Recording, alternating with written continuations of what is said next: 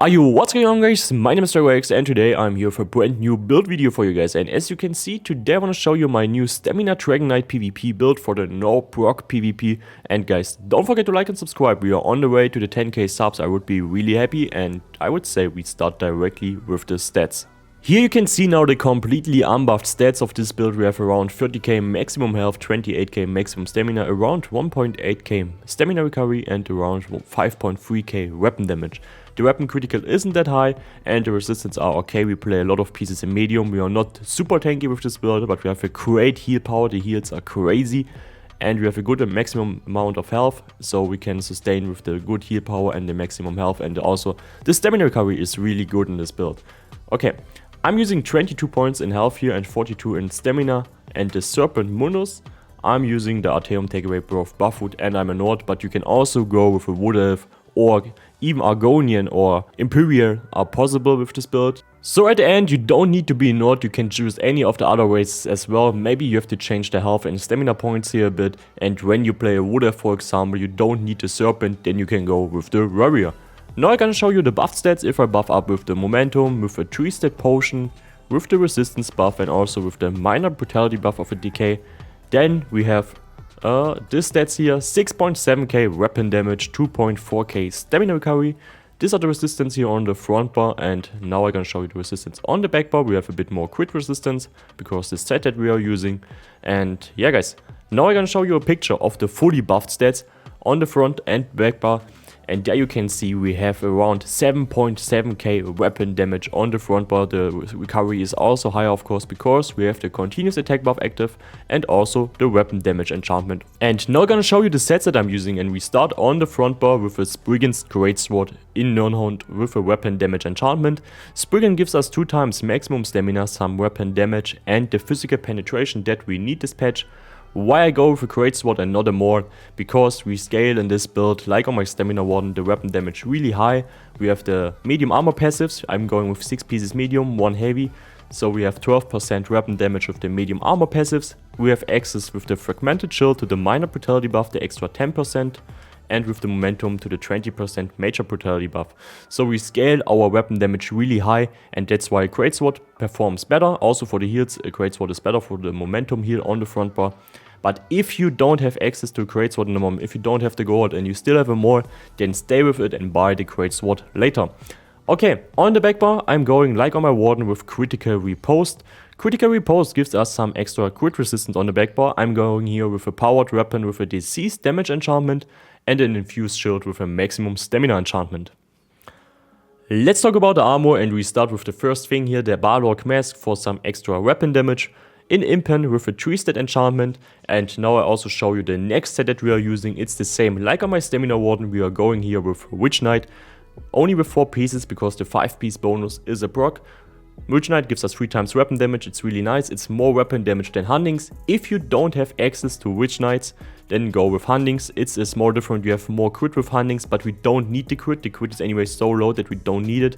We go for more weapon damage because we scale our weapon damage really high in this build. That's why I go with 4 pieces Witch Knight here. Witch Knight and Spriggans both only exist in medium. I said I'm going with 6 pieces medium.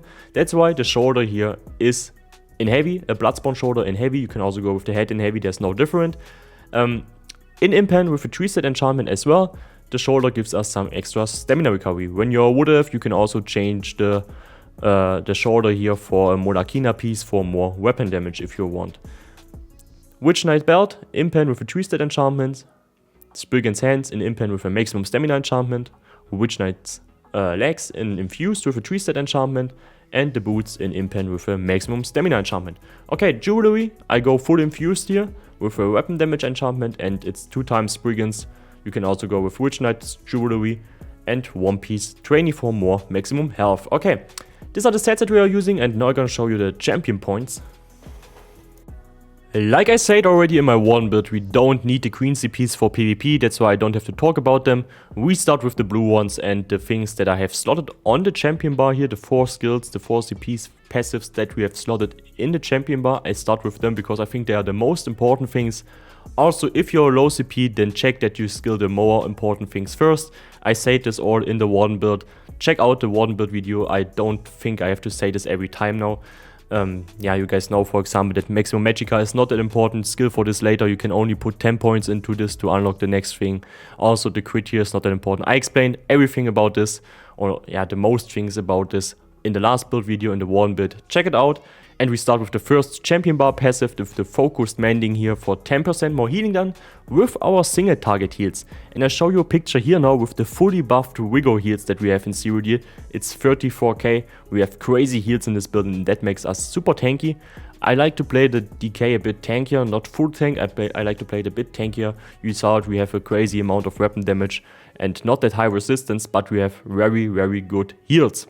Okay, the next thing is the Duelist rebuff here for 10% more damage reduction from single target attacks.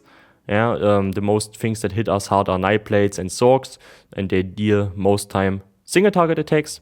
Then we have inside here the extra crit resistance, 660 critical resistance.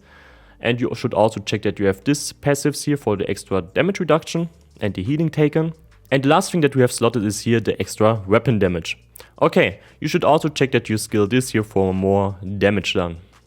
In the recipes I have here the things on the left slotted, the 3 things on top and the 1 thing on the bottom, the Juggernaut. We start on the top with the Rejuvenation for more health, magicka and stamina recovery.